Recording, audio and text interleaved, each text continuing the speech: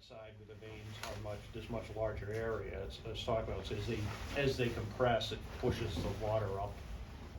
Squirt, squirt, squirt. Yeah, but basically the volume in here it's much larger here, and as it gets squeezed down, that's when it lines up with this slot, which lines up with that slot lines up with this hole here, which goes up. But I tried to clean it off so it's not too dirty, but like I said, there's several, you can see how it works, but also the main thing, you can see how these veins are starting to break off. And that's what they're talking about. Those are the culprit that gets into your heat exchangers. And the fix for that is basically You replace that rubber well, impeller. no, as far as if you don't, getting the bits and pieces out of your heat exchanger. Oh, you have to take the heat exchanger apart and clean it out.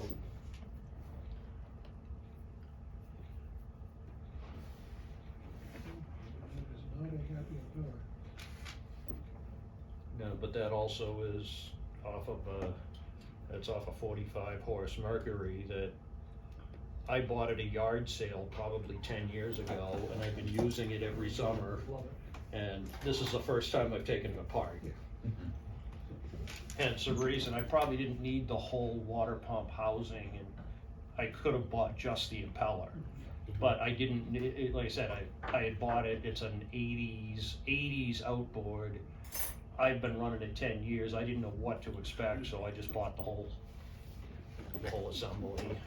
I'm surprised you got it apart. It was a freshwater motor. It actually, I'll tell you, it's a pleasure working on stuff out of the fresh water. Cause I grew up on saltwater. I also have a 40 horse Merc that someone gave me, and they gave it to me because it needs seals in the lower unit. And basically the dealer couldn't get the lower unit off to do it. Yeah, the spline sees up in the power head.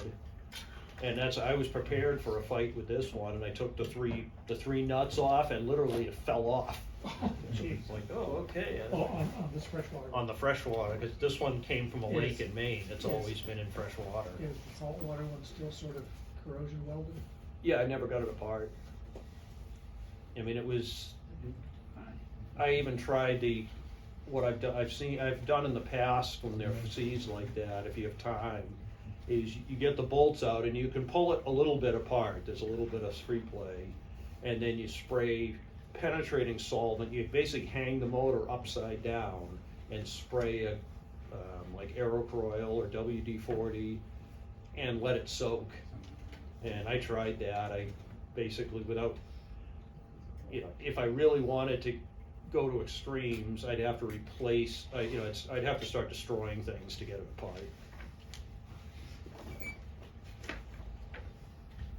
I'm good at destroying things. Most of us are. I don't think I've ever seen an outboard motor at a yard sale.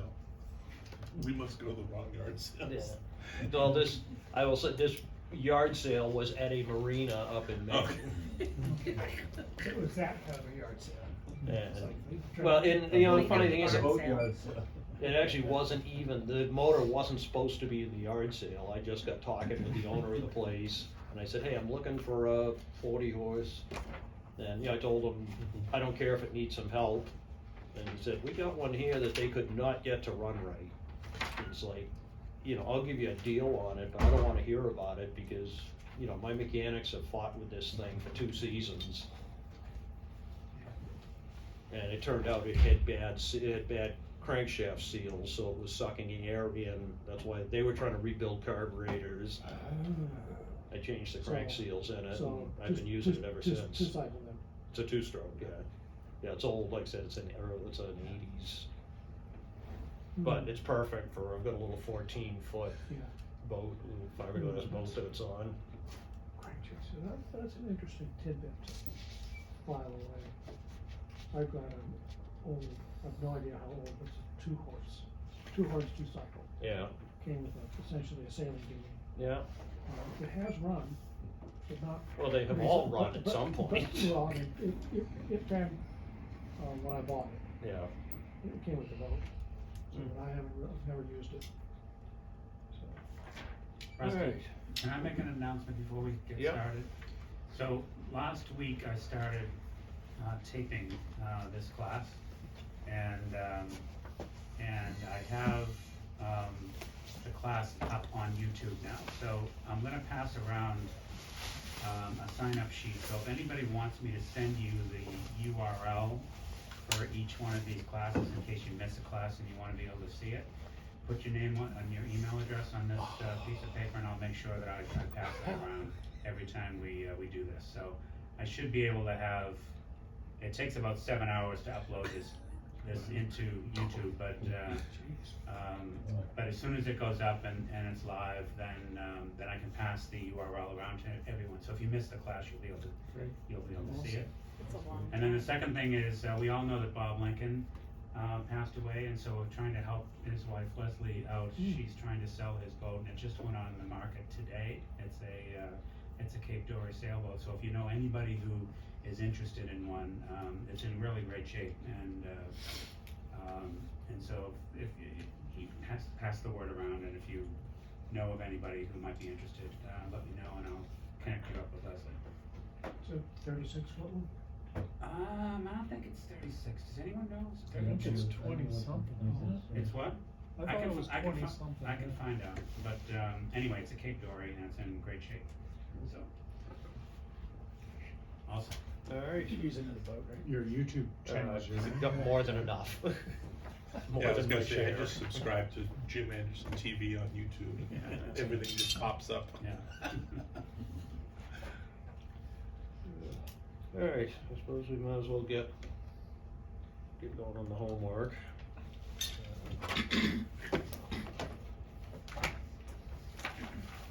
Chapter 3. Hopefully we can move along a little quicker tonight, get through some of the.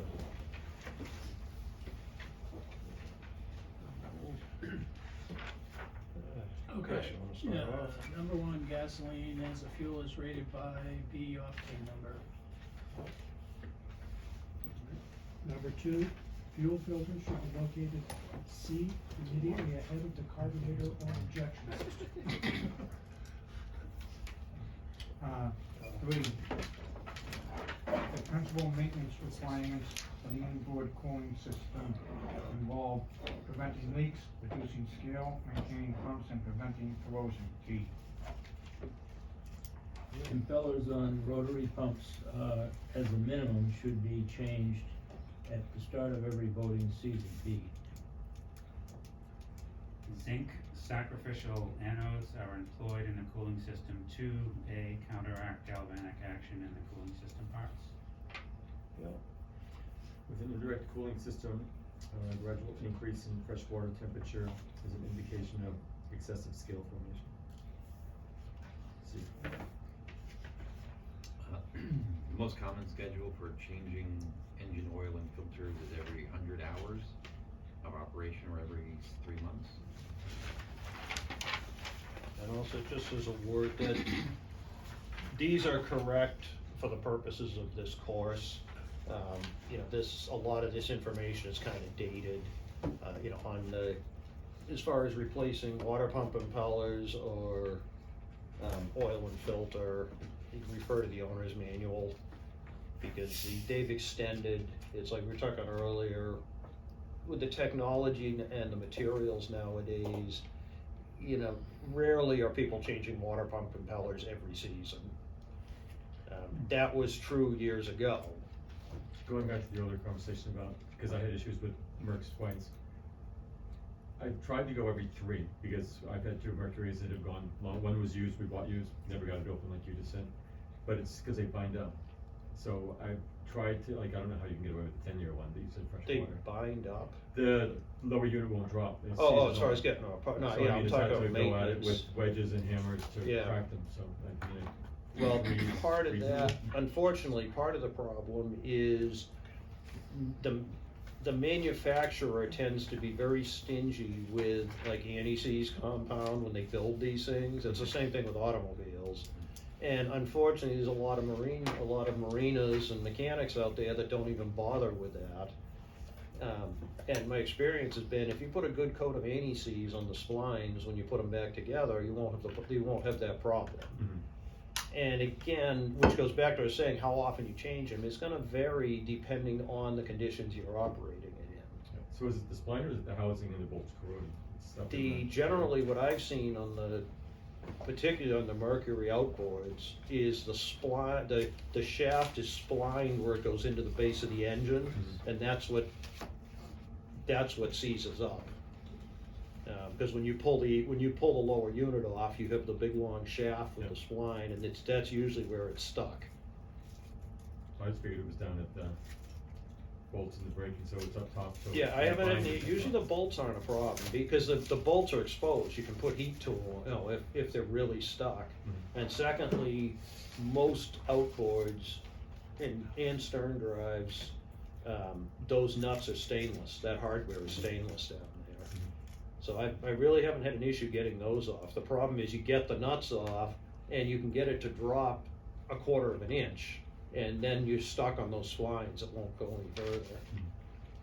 And that's where I actually have thought of, the one that I had, I was contemplating literally taking a Sawzall and cutting a slot in the side of the intermediate housing and cutting through the drive shaft, so that I'd be able to get the lower unit off. Then I could get in there with torches and heat it, get the shaft out, and then TIG weld the slot that I put in with I'd have to replace the drive shaft. And I got thinking, I said, for the cost of the parts and the amount of time for a free motor, See, is it really worth that's it? a lot of work. And that actually was what I was faced with when I found this one, the one I have now, at the yard sale. And I think I gave him $200 for the whole thing at the yard sale. I think my original thought was, even if the carburetors or power head was no good, I could do a marriage ceremony between the two.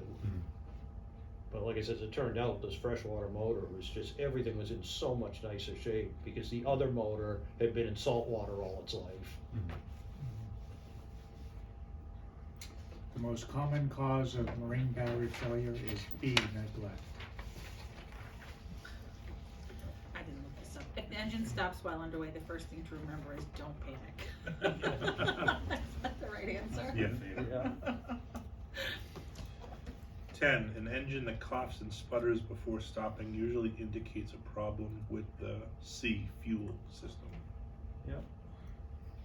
An engine that stops instantaneously usually indicates a problem with the ignition system. 12, one of the most common causes of engines running hot is the water pump belt is stretched or broken. Yep. Most gasoline inboard engine problems are related to C, fuel, ignition, and cooling. The first indication of marine engine trouble is often a change in the A, sound of the engine while running. An engine that gradually loses power and stops is usually an indication of a problem with C, the cooling system. And if they overheat to the point where they stop, usually you're looking at a lot more than just fixing a cooling system. I kind of laugh at that. Again, no, that's dated, years ago, that was true. If you had an outboard motor from late 50s, early 60s, they were overbuilt to the point where that was actually feasible. You could seize one up and it would cool off and start up and run again. But modern stuff is not that, doesn't take that kind of abuse too well.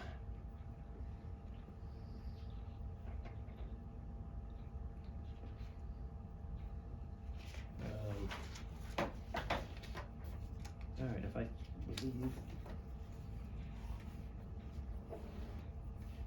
believe we left off at the end of chapter 2, so into chapter 3, which is fairly quick. I'll probably get into chapter, and then I'll dig into chapter 4.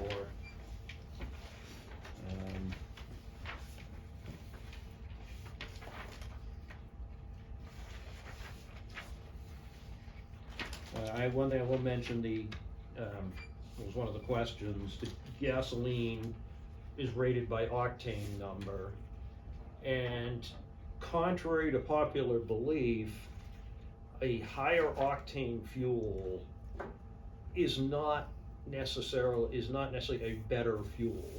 It's more expensive, hence everybody thinks, oh, it's better. But basically all that octane is the anti-knock quality of the fuel, or in other words, its resistance to igniting from hot spots in the cylinder under compression, that what we refer to as detonation, or oftentimes it's called dieseling, because your gasoline engine is igniting the fuel as a diesel would. It's not being ignited by the spark plug, it's being ignited by the heat in the combustion chamber.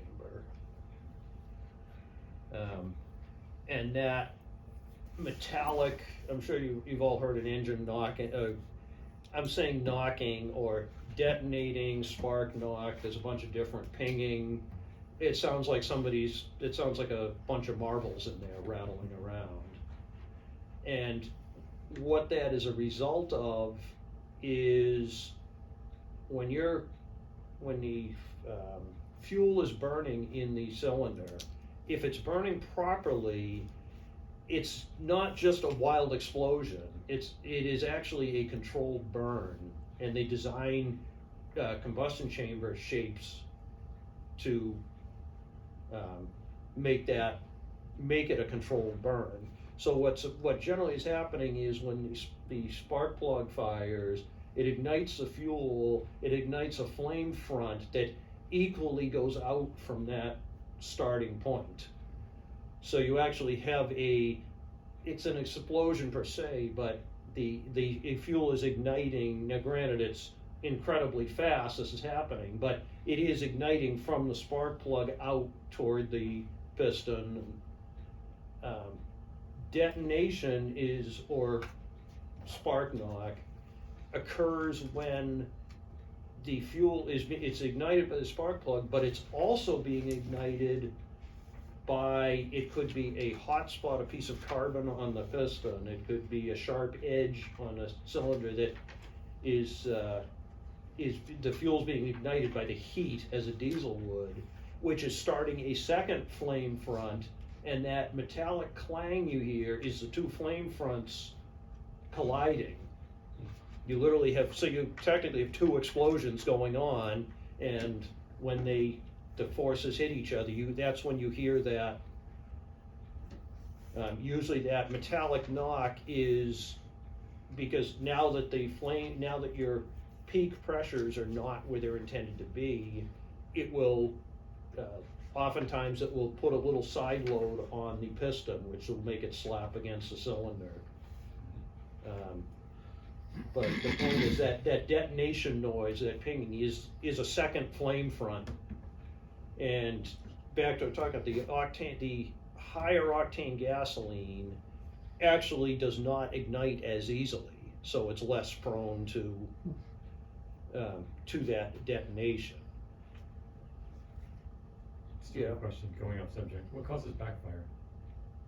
We'll get to that in the future. That's a different. And the other thing that be aware on I know some of you still have carbureted boats. This is excluded nowadays with electronics. This has kind of changed, but up until very recently, running a higher octane fuel than your vehicle requires, whether it be boat or car, has absolutely no value at all. People think, oh, it runs better if I put higher octane fuel in it. If it doesn't need that, if it's not detonating or higher octane fuel will not improve your gas mileage, it will not give you any more power. It strictly is an issue of, reducing that spark knock. So it's a function of the design of the cylinder? It's a design of the cylinder, but it's also an issue of wear and tear. If, for instance, if you have an engine that's getting a little tired, it's starting to burn a little bit of oil. Oil getting into the combustion chamber is gonna lower the effective octane, it's gonna be the equivalent of having a lower octane fuel, because oil is more like diesel fuel. It actually ignites, it will ignite under compression. So what about the opposite, if you have a car or a boat and it's recommended for a higher octane and you put regular fuel in it, cause it's all that's available? Well, on a modern, and I'm saying modern, probably in the last 10 to 15 years, now with the modern vehicles with electronic fuel injection and electronic spark control, everything's controlled by the computer. So these engines now have knock sensors, where they actually have there's a couple of sensors in the block that can detect that detonation, and they're much more sensitive than our rears. I mean, it detects it long before we would ever hear it. And it will have the computer back off the ignition timing or increase the fuel. I mean, it's all mapped out within the PCM, or the computer of the.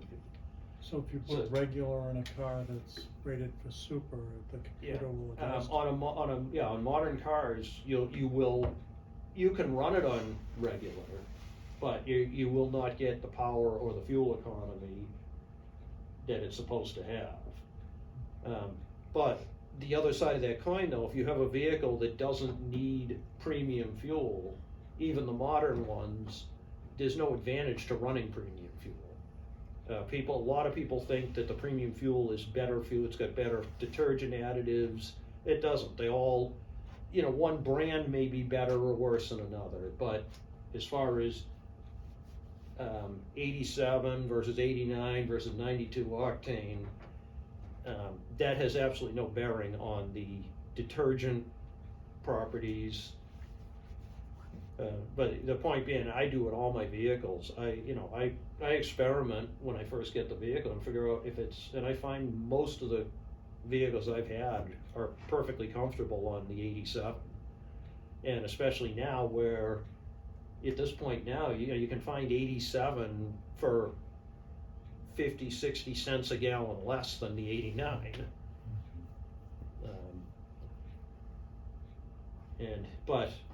If you have a vehicle that, if you have a performance-oriented vehicle, whether it be a boat or a car or anything else, if they recommend, I should say recommend, if they require, and they'll usually say right in the owner's manual, if they require premium fuel, you should probably stick with it. But a lot of times they'll say, like, I have a Chrysler PT Cruiser Turbo, and it says premium fuel recommended. Well, I've tried both, and I've got no difference in mileage, no difference in power, but a big difference in my wallet by running the cheap gas rather than the. Rusty, do you find any difference between brands of gas or diesel? Well, bearing in mind that I'm cheap, so I'm always buying. The only difference I'm looking for is price. I have not at Percy, and again, you're kind of asking a question that if you ask 10 different people that question, you're gonna get 10 different responses. My personal response is the cheaper stations probably do the most volume, so you're probably gonna get better fuel, because it's gonna be, especially with diesel fuel, the higher turnover rate, the better it is. And I found that with my diesel trucks, that, I usually go to I'm on the road a lot, so I know where I can get diesel for less money. And I've been doing that for years. And I find when I change out my fuel filters, they're usually pretty clean. most of the time when I change them, I'm scratching my head saying I should have run them another 10,000 miles, cause there's nothing in here. Cause again, see, cause I have like I've got a couple trucks with Cummins diesels, and they're insert type filters, so when you change the filter, you actually are looking at the filter media. It's not like an oil filter where it screws on. And that's how I say, you know, what's coming out of that filter, the fuel is just as clean as, but my basic belief is the higher volume stations is where is probably your best bet for fuel. A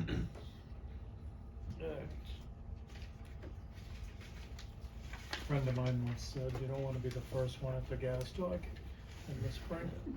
That's why I was thinking go over to the commercial one over in Boston Harbor. The one thing that I will tell you that I kind of keep an eye out for, particularly in my diesels, but really is you want to try to avoid fueling up if the tanker's there filling the tanks. I've heard the same Because for cars too. when that's what it's mainly the cars, Yeah. but Yeah. because when they're dumping that load in there, it's stirring up all of the. I got hit by that once, my old Volkswagen. It's like the tanker truck was there, and filled up, and I didn't get far, and it was a clogged fuel filter. Yeah. Yeah, I try to, if I see the tanker truck there, I generally will say, nah, I'll stop on the way home, you know. You would have to settle. Cause I've seen a few of those tanks come out of the ground from some of these places, and you would be shocked at the amount of sludge and goo in the bottom of those.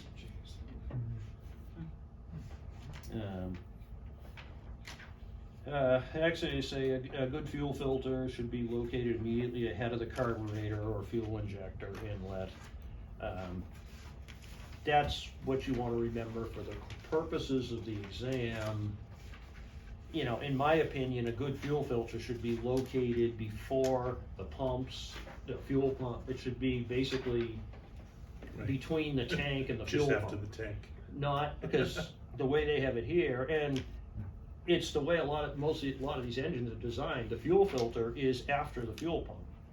Well, it probably should get dirt in the fuel pump, and it will screw up the valves in the pump.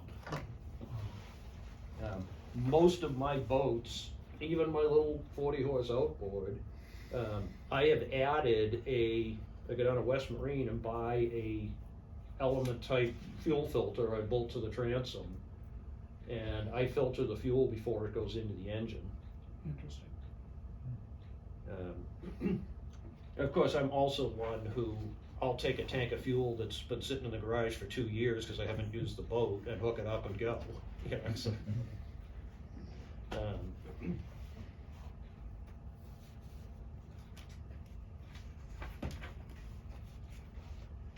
and the other thing is, in having a filter like that, obviously you want to carry a spare filter element.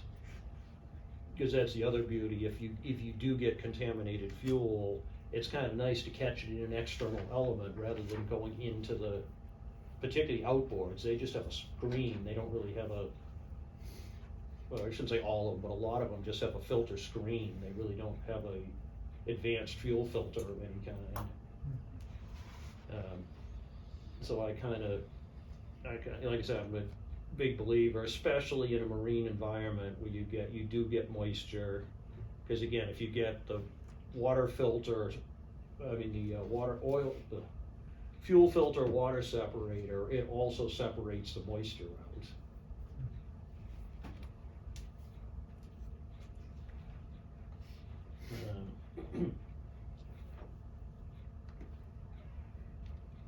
All right, cooling systems.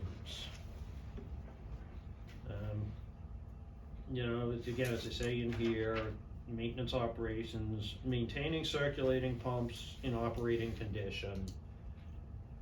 That's, as we kind of discovered, the supply pump or the impeller pump. You gotta get a feel for the area you're in, the particular engine you've got. You know, there's not a lot of maintenance per se, other than, as I mentioned the other night, no dry starts. Make sure that it has water, either in water or a water supply forced to it. But, and the circulating pumps, in here,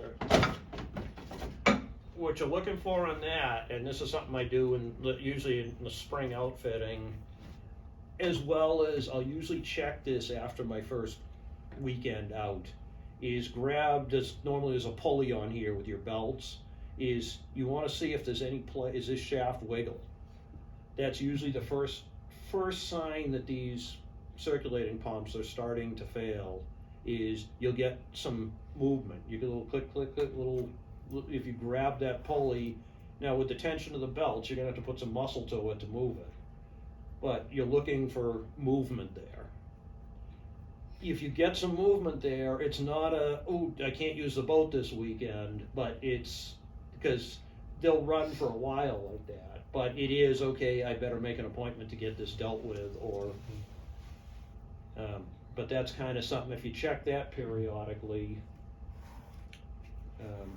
And again, I usually say, I obviously check it in the spring, but if these seals have leaked and these bearings have suffered over the winter, you won't notice it initially. But after your first hour of running time, that's when all of a sudden this play will show up. One nice thing, at least if you have a raw water cooled system, these pumps, the seals can fail on these pumps. It's not a huge deal because you're not going to empty the ocean. If you have a closed or freshwater cooled system, if these seals go, that's more of an issue. And that's what normally happens. These bearings get loose and then the seals start to fail. And these pumps have a weep hole, and the bearings are out here and the seals further in. And that weep hole goes into that area between them. So if the seals start to leak, you'll get telltale dribble coming out of that, of seawater or coolant. Is that the purpose of that? That's the purpose of that. Interesting. Because otherwise what happens and I have actually seen people, I've got a leak, and they epoxy that hole up. And everything seems fine, because it's not leaking anymore. Now what's happening is the coolant or the water is gradually destroying the bearings because it's washing all the grease out of them. And then you have a catastrophic failure. The purpose of that is to let you know, hey, there's something wrong. No, I've got a diesel. Do most diesel ones also have that weep hole? I've never. Generally, yes. And again, I'm saying generally. Right, I understand. It's a general feature.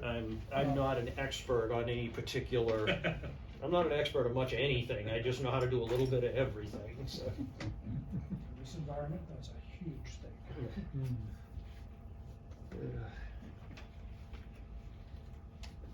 Yeah, unfortunately, the problem with doing a little bit of everything means nothing's really done 100%. Just ask my wife. Our entire life is constantly under construction of some sort. Sounds like a long honey-do list. Well, the good part or bad part, I don't know which, is she's right on board with me. She's just like I am. So I don't have a lot of incentive to get things finished up. Because she's just as gung-ho to jump onto the next project, even though the last 10 aren't finished yet.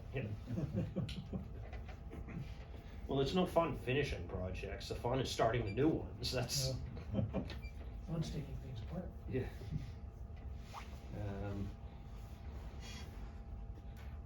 And then the other thing you're looking for, particularly in raw water systems, is a buildup of scale in the water jackets, particularly in the, like I mentioned, in the exhaust manifolds and risers or elbows. It's pretty common to have to change elbows. You usually will change the elbows twice for every one set of manifolds. And and again, depending on where you're running them, manifolds can last 20 years or 4 years. The only way to really figure out what's going on is to take it apart and look. Basically to take the elbows or risers off and look in there and see how scaly they are. The other big factor, as in many things on boats in general, one of the worst things is lack of use. So if you only put, you only put 50 hours of over the entire season, you're probably going to have a lot more wear and tear or damage in that engine and drive than the guy next to you who's put 300 hours on it that season. I found it running them regularly is the best thing in the world for them, especially if they're sitting in salt water. Sitting idle is a bad thing, and it's the same thing with automobiles. Yeah. The worst thing you can do is have them sit around. People think, oh, I got an old car with no miles on it. Oftentimes, that's a worse vehicle than the same year with 3 times the miles that's been driven all the time. In the case of a sailboat auxiliary, most often it's like you turn the engine on to get yourself out of the slip, and far enough away from land to go raise the sails, you shut it down, and away you go. Yeah. At the end of the day, you come back and you reverse the procedure. Maybe you've got half an hour on the engine for that day. Yeah, but did you run it long enough to get it up to temperature? That's I mean, the short answer is yes, at least on the way out, because that's easy enough to work again, them up. frequent use is the key. Right. Even if it's only for a short period of time, starting it and running it for 5 minutes is probably not as good for it. But if you're starting it up and using it to get out of the harbor and running it long enough to get everything up to temperature, that's should be adequate. I'm talking more the people that you may go down and stay on the boat on a regular, 3 or 4 nights a week, but you're only taking it out once every couple of weeks. And I know where I was, there were a lot of people that did that. And the other thing is, on that same note, at the end of the season, one of my rules when I had my bigger boat was if I haven't used it for 2 weeks, it's time to pull it. Because that's when the most damage occurs. I say damage, but corrosion, wear and tear. Usually at the end of the season, I find down in Hummerock where I was, come Labor Day, everybody's pretty much done using their boat. Everybody's, I'm going to keep using it, and and a lot of people don't. It sits there in week after week after week, and like I said, that was when we used to get the calls. The guy he hasn't looked at his boat for 3 weeks, and now he comes down and it won't start, or there's issues. And I found that I saved myself a lot of headache by being realistic. And okay, the kids are back in school. I'm going to use it again. I leave it in. 2 weeks goes by. I still haven't used it, and I don't have a specific plan to use it. It's time to pull it, winterize it. And don't get me wrong, there were other years where I kept it right in until almost November. But I was using it. I was out every week, because that was when we were younger.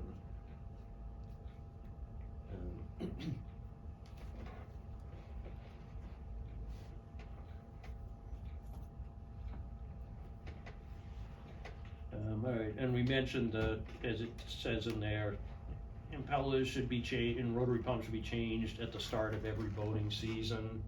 Again, it's something to remember for the purposes of this course, but that's something you have to use your own judgment on.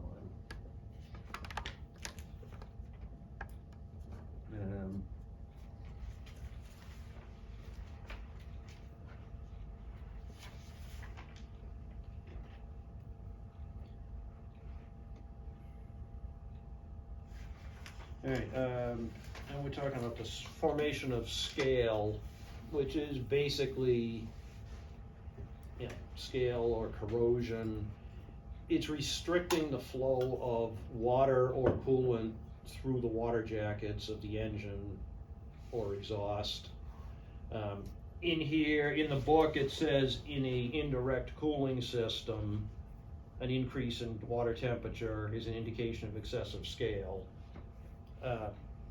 I kinda say, I found that on both, it doesn't have to be indirect, even in a direct system. What's actually very common is the exhaust risers get and I mean, they will corrode to the point where they almost completely block off the water flow.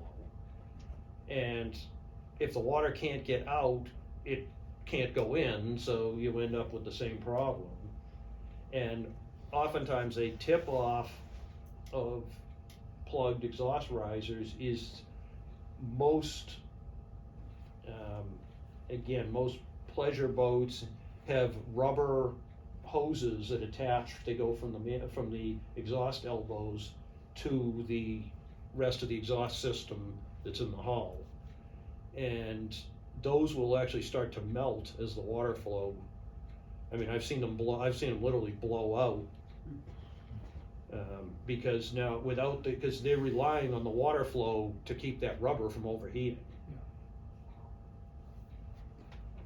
And that's another thing I usually do periodically, but particularly the first run of the season.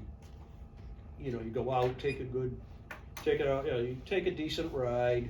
I was in Hummerock. I'd get out of the river and, you know, I'd open it up, give it some throttle for a little ways, and then I'd slow down and I'd pop the engine hatch.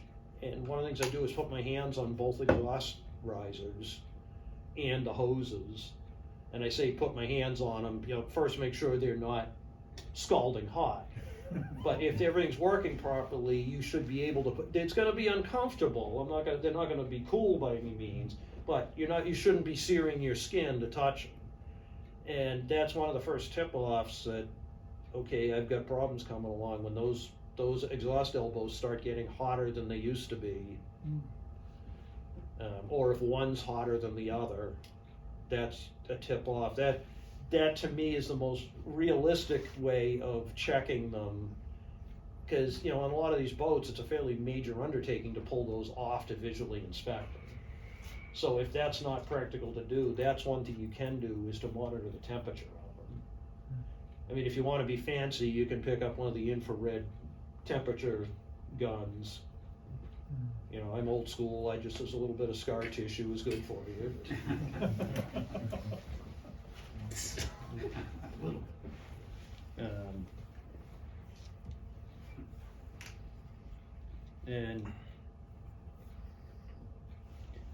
And we also, I'm just going to mention, we'll get more in depth in it further on the course, but engine cooling systems very often have zinc anodes or zincs in the cooling system, which a lot of people don't even realize. That going into particularly if you have a heat exchanger, if you have a indirect system, there normally will be a zinc. It'll just look like a plug on the outside, but when you take the plug out, it's actually a zinc that goes into that heat exchanger. Raw water cooled engines oftentimes will have them right into the water jackets of the engine. That again is something to check with the manufacturer's service manual to find out if you have them. And it's something you should be aware of, even if you've got somebody else servicing your boat, because there are a fair amount of marine mechanics that don't even think about that. You know, they're all of a sudden slammed with getting 100 boats done this month. You know, little details tend to get overlooked. So how do you inspect the condition of a heat exchanger?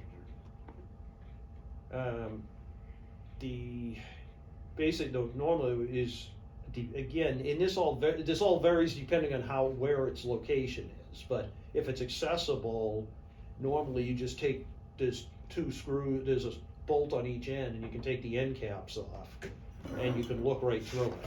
Okay. And you're looking for scaling? You're looking for, anything plugging it up. Scaling, sand, debris. Impellers.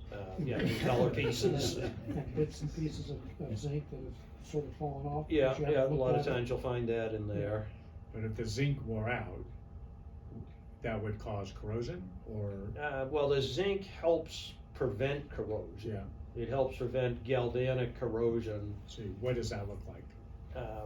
Well, when you look at it originally, normally the zincs will be, if like in the heat exchanger, will be, they call it pencil zinc.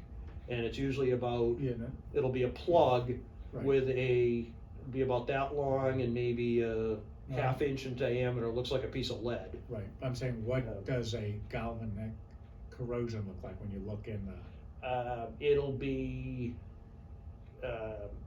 usually it's like a gray, almost, it's basically that same zinc, that same thing, except it's all turned to dust.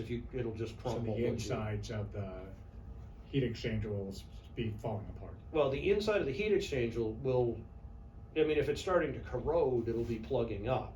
But if it's just the zinc that's corroded, you'll just see the zinc will be half or mostly gone. I understand that, I'm saying, how do you determine if your heat exchanger has gone through corrosion? Like, what are you looking for? You basically are looking for corrosion. When you take those end caps Yeah. off, and again, I'm sure there are different styles. I'm specifically referring to like a monitor, That's the what most mine common looks like, ones. When you take the end caps off, you're looking right at the core or the part that the seawater is going through. Uh-huh. It's corroded, and you usually if the heat exchanger is that long, you should be able to look right through if both end caps are off and see round holes about the size of a drinking straw Okay, that the water goes through. okay, You should be able to look in and look right out the other end. As they get corroded, those will get restricted. okay.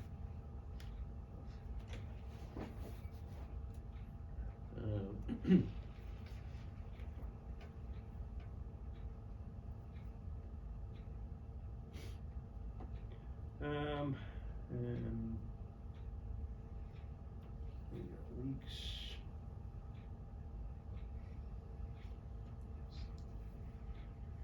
All right, getting to engine lubrication, and this is, we're talking, remembering, we're talking inboard,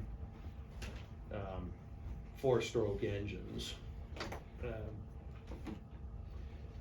So in here, they're saying check the engine oil level at each refueling. My rule of thumb is I generally check it before I leave the dock in the morning. Cause again, if you're on a busy Sunday morning and you pull up to the marina and start checking fluids and, there's at the marina where, the one I used to be at, we had we used to have a sign on the wall up by the fuel dock. They basically said, our apologies, but we're not able to rebuild your engine at the fuel dock, or something to that effect.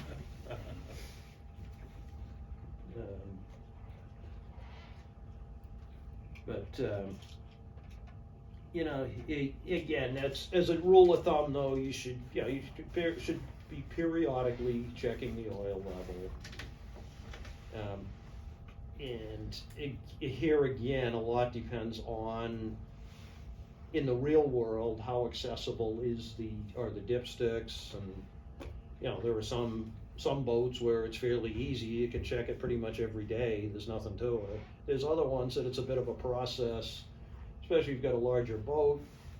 You've got a lot of times, particularly if it's like I had an aft cabin express cruiser. Well, there's chairs and carpeting, and there's all kinds of stuff on top of the engine lid.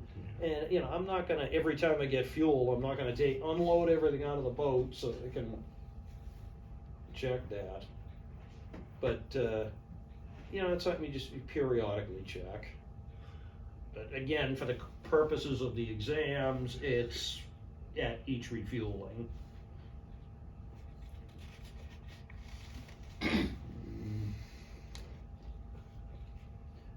And the other thing to be aware, it's when you're checking oil, if it's halfway between the marks, you don't need to do anything. You generally don't need to add oil till you get to that add mark. They're designed, that's a range it's designed to run in. And that add mark is typically 1 quart. Depends, Is it a good some rule are of 2, some are 1. Okay. I know on my truck, if I get down to I'll take almost 3 quarts. But it starts with 12, so, you know, Talk so. about a wet sump, Huh? talk about a wet sump, Yeah, well, as far as, crankcase. yeah. But, and again, you know, as you get into the bigger diesels, it is more, you know, you get into the larger stuff, the ad mark may be a gallon to fill it.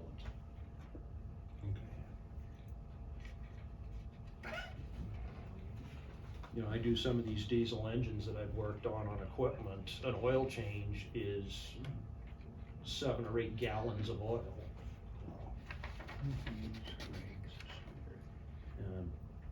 And those engines, people often tell, a lot of people, rather than doing it by time, by hours or miles, when you've got these big diesels that take, you know, 8-10 gallons of oil, they'll actually send oil samples out and get a report to determine whether it needs to be changed.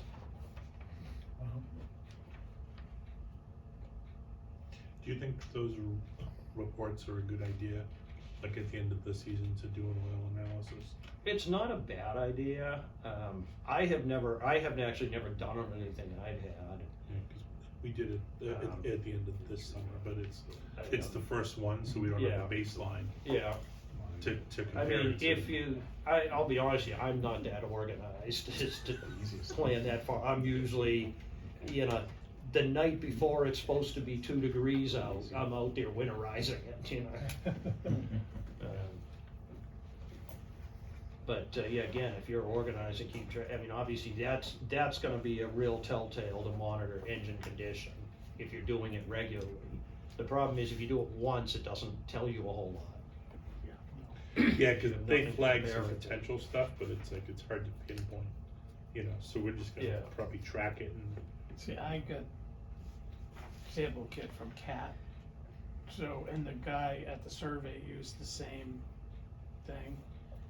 And they actually keep a record of it there, so they can compare it, apparently. Yeah, The the place report I that, got said, oh, you know, based on this, they had the previous one from the Oh. survey, yeah. cause it was tagged to the boat. So which I was shocked by, but, but you can just order it and then throw it on the boat, and Yeah. then you don't even worry about having it when you need it. Yeah, I already have the kits for next year. Yeah, there you go. I So, know. but I figured we'll just use the same place, Yeah. cause the report has like 5 or 6 columns, so you can go back the last X number of tests. Did you do that at the end of the season? Yeah, yeah. Alright, I'll throw in a little change. Just get back to Just the, before the purchase, the, not after. again, in here, the most common schedule oil changes every 100 hours or 3 months. You know, for the purposes of the course, that's what they wanna see. My suggestion is, tell me, what do you think I'm gonna say? It's dirty. Look at the owner's manual. And by the way, if you see that answer on the test, it's probably the right one. Which one, the 100 Look at hours? the owner's manual. Oh.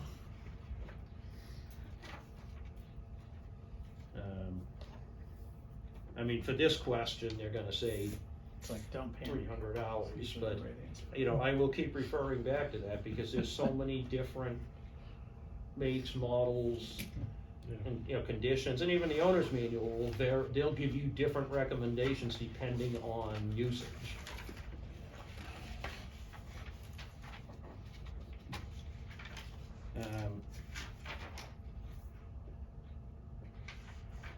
Alright, I'm gonna bypass, because last week we went through ignition systems and distributors. Batteries, I wanna talk about. And this is one place the book is, that they are 100% correct. The most common cause of battery failure is owner neglect. Nobody ever thinks about their battery till it dies. You know, obviously cleaning, servicing the terminals, the connections, and servicing the connections, generally, I recommend taking them off. Go to the auto parts store and pick up one of the wire brushes that cleans both the stud and the cable end. Cause I have seen a number of cases where both cars and boats, everything's stone dead, and the battery's dead. And the battery's fine, the terminals look perfectly clean, but there's corrosion between the post and the cable. I have seen that repeatedly, that at a quick glance, you'd be like, no, the terminals are fine. And there's no continuity between them. I'm a big believer in getting you can buy it as an aerosol product, battery terminal protector. It's a red, usually it's red, but it's a spray on. Depending on your location and how much of an inconvenience it is, to me, the all-time best thing for battery terminals is grease. I mean, as a kid, my dad always used Vaseline. You can use Vaseline, you can use wheel bearing grease. I find grease seems to pretty much stop a corrosion issue. Mainly because it seals the oxygen from away from I mean, I'll smear the cables with grease. I do it on most of my vehicles. And needless to say, every time I open the hood to check the oil or something, there'll be a big grease stain on my arm when I get against the battery terminal. So you don't have to use like a dielectric grease or anything? Not in that case, because you're not going across, I mean, you're doing the turn, you're not. Oh, it's after it's assembled. Yeah, after it's Okay. assembled, I just encase the whole thing Okay. in grease. Okay. I mean, You don't like grease the post and things like that? I don't know, usually I put them on dry to get a good connection, and then I encase everything. And again, the beauty of grease is it's capillary action, it creeps in. Okay. And again, that's kind of an old school trick that I've had very good results with. I remember my dad doing that. Yeah, well, that was what they used to do. Yeah. It's not to say everything my dad did was right, because we also used to dump our drain oil down the sewer drain. Oh, yeah. That's what everybody did back then. It was, Yeah. you know, I used to dig a hole and put it back where it came from. yeah. You know, this battery terminal protector, that's an after assembly as well. Yeah, it's like what we use at my shop, because most people aren't gonna appreciate grease smeared all over their battery. This glob. But literally, that's what I do. I'll take a big glob of grease and just pack it all around. Axle grease and just. I usually use just, axle grease or wheel bearing grease. What's your position in the off season on taking the batteries out of the boat versus leaving them in? I've read both. And this is from my experience, and again, you ask me these questions, I keep reiterating is if you ask 5 different mechanics, you're gonna get 5 different answers. Right. That's very much a matter of opinion. My opinion, make sure the batteries are fully charged, whether you take the boat on a good run before you pull it, or you put a charger on it, and disconnect one terminal from each battery. You don't have to disconnect 2, because you have to have a complete circuit for the battery to discharge, but take one terminal off for storage and leave the batteries right where they sit. I have had the best luck, and I have a whole collection of classic and antique cars. I do the same thing with those. And I find I can leave a battery sit for 2 years, and I have done it. I've had a battery sit for 2 years and start the car. But the key is there can be no, because most every modern car or boat has some There's computer drain. some Has a little drawer on it. micro drain. And Okay. once the battery drains flat, then it deteriorates very quickly, and it also is subject to freezing. Yeah. A fully charged battery is not gonna freeze in any of the temperatures we experience around here. But in fact, I was saying, I have a 28-foot Express Cruiser, which I haven't used in 2 years. And I put 2 new batteries in it a couple of years, it's coming up on 3 this year. This past fall, I went out, the boat's been sitting, it's just been covered in my yard. And this fall, I actually had to replace the cover.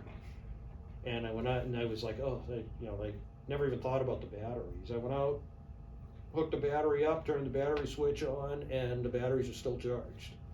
you know, probably not 100%, but Right. enough that I hit the key and it turned the engine. Does it matter which terminal you take it off? It doesn't matter, because electricity needs to flow in a complete circuit, so as long as you take one of the two off, it won't discharge. But, you know, and again, that's my opinion, that's what I've had good luck with. One of the things I've read is you keep a trickle charge on. I actually don't believe in that. I think that cooks the batteries. You know, unless you go out and buy a $500 smart charger. And in that case, I'm not, like I said, I haven't seen a need for it, because I find batteries, if they're not connected to anything, they don't seem to lose their charge. And you go into the auto parts store, you buy a brand new battery, it's probably been kicking around for 6 months from the time that it was originally charged and filled. Sure. And the other thing I don't, and a lot of people like, oh, they take them out of the boat and put them in the basement where it's warm. I mean, a battery is a chemical action. When you heat it up, the warmer it is, the faster it's gonna degrade. It's actually better sitting in the bilge of your boat where it's cool. Well, We'll see in the spring. You know, the advantage of it in your basement is you can throw it, you know, if you throw it on a trickle charger once or twice during the course of the winter, you know, throw it on overnight, that's a good thing. But don't just put it on and leave it on.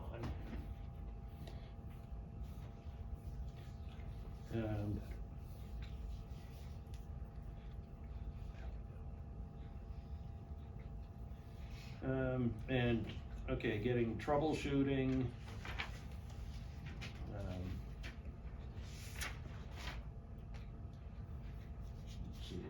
Is, one of you had pointed out, if the engine stops along the way, don't panic, first rule. And I laughed because I went through, we had a situation, my wife and I were out in our boat, we were not too far out of the North River, I don't know, maybe 1/8 of a mile out of the mouth of the river. And I spun the hub in the coupler for the outdrive. Basically meaning the engine ran, but the boat didn't want to move anymore.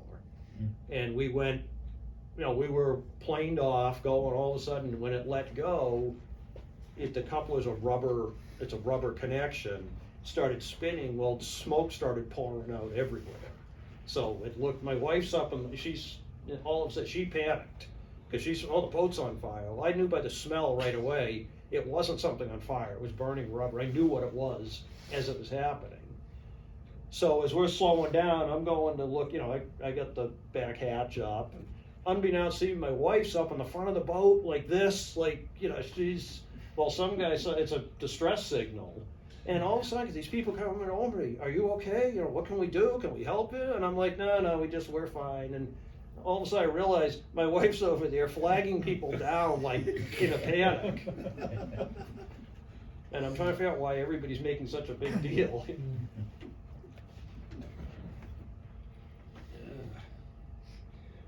But, you know, in her defense, I didn't tell her otherwise. I just, you know, she sees lots of How'd you fix the smoke. problem? Huh? What'd you do? Well, I discovered that the boat would actually run, it would move at idle speeds.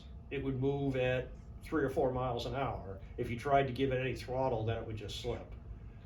So we idled, it took us a little while, we idled back into the river. Of course, we were fighting an outgoing current. So at that point, someone came along and offered us a tow. So I had them tow me back. Sit in one spot for 3 hours. Yeah, pretty much. We're gonna run out of gas. Or running forward and watching the bank do this way. Yeah. But although it was funny, I got them to tow us all over. It's not a long run, maybe a mile and a half or something. Towed us back up the river, and then, but I had them drop the tow just the other side of the bridge from Marina, because like I'm not letting them see me towed back in. We're coming in under our own power.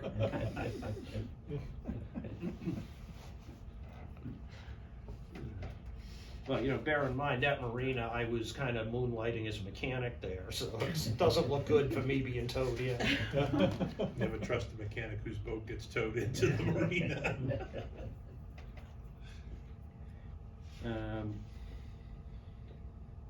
And then, again, I mean, for the purposes of this course, you know, if the engine dies, you know, how did it die? Did it cough and sputter, or, you know, they're saying if it coughs and sputters, this indicates a fuel system problem. If it's, what's it say? If it stops abruptly, it's ignition. In the real world, I don't necessarily agree with any of that, because I've seen ignition problems crop up where they run ratty and terrible. I've seen, I mean, fuel system problems I've seen just cut off. I've also seen where they run perfectly fine until you hit a certain throttle position and then they starve for fuel. That's, like I said, it's something you need to know it for the purpose of the exam, but realistically, I think the point of this though is if your engine stops, you're taking it to, you towed, or you bring it into the mechanic, is to give them as much information as you can about how it stopped. This may make sense if the mechanic has a hypothesis as to what happened. It may help.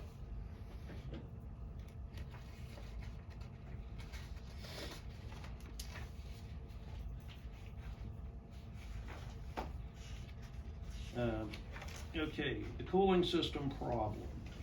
And this is one I do agree with. One of the most common cooling system problem is the belt that drives the water pump may have stretched or broken. I don't know how they don't, I don't see them break all that often, but what's very common is the belts are usually, again, in a saltwater environment, or at the very least a moist environment. Those are steel pulleys. Because the belt's riding on it wears off any kind of paint or coating, then you lay the boat up for the winter and you've got bare steel subject to moisture. It rusts.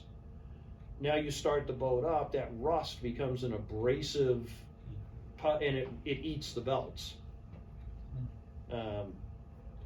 So, and usually what it'll do is it will wear away some of the belt. It'll also wear away, as you run it, the rust will wear down, but it will make the belt loose. So my point of this is, in the marine environment, belt drives are a lot more susceptible to wear than they are like in an automobile.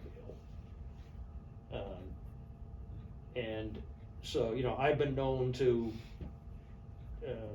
in the spring, if the pulleys are bad, to piece of sandpaper,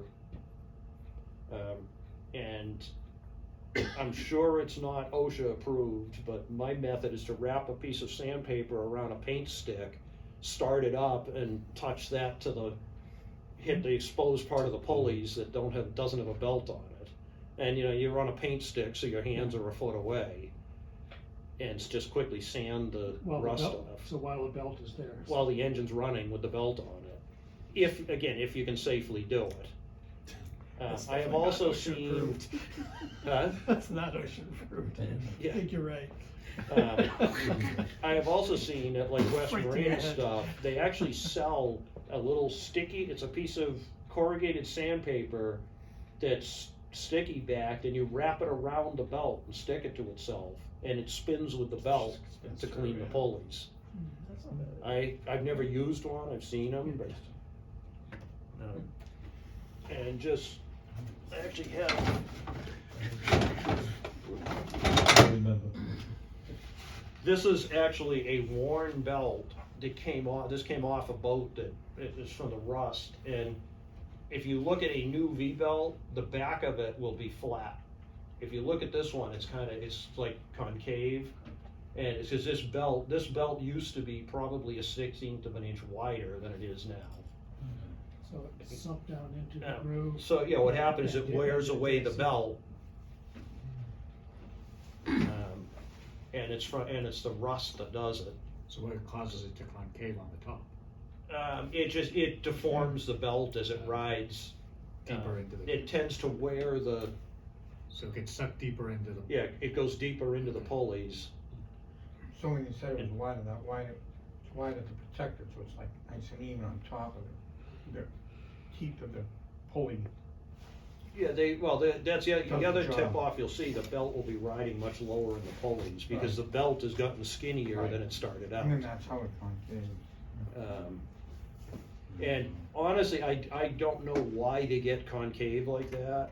In theory, it doesn't make sense, but I'm just telling you, most of the worn out belts that I see look like that. That's usually the first thing I know a belt's worn, when I see that. So I've had to sand my pulleys, Yeah, in the office, but then within a month, they're rusty again. well, you're not using the boat Well, enough. I know. So that's a simple solution. So, but it's just gonna grow rust, there's nothing you can do those pulleys. Yes, there is. Use them more often. Just tell your wife. The mechanic told me I need to use the boat more. Spray them with WD-40, that'll take care of the I rust. like that, I'm gonna write that down. Yeah, exactly. Classes adjourned. Do you agree with that? He said spraying with WD-40, would that cause it to slip though? Well, the problem with that is the WD-40 will attack the rubber belt. I think he was joking. Yeah. But is there a You coating? know, it's like people talk about spraying oil in their brakes to stop them from squeaking. Same thing. Yeah, yeah. Same thing. Is there a coating that you apply to the pulleys to? Paint. Is it? Yeah. The paint is getting rubbed off. It does eventually, but, there's probably a commercial product out there you could apply in the fall. During the course of the season, I don't think there's a lot you can do, other than, as I said, use the boat more often, but, again, they also, though, the belts will polish the pulleys, so they actually don't rust as fast as you'd think. It's more over this winter that I see that. Unless if there's some rust there, then it will rust a lot faster. But if the pulleys are polished from running the belt, they're generally not gonna rust in a week or so.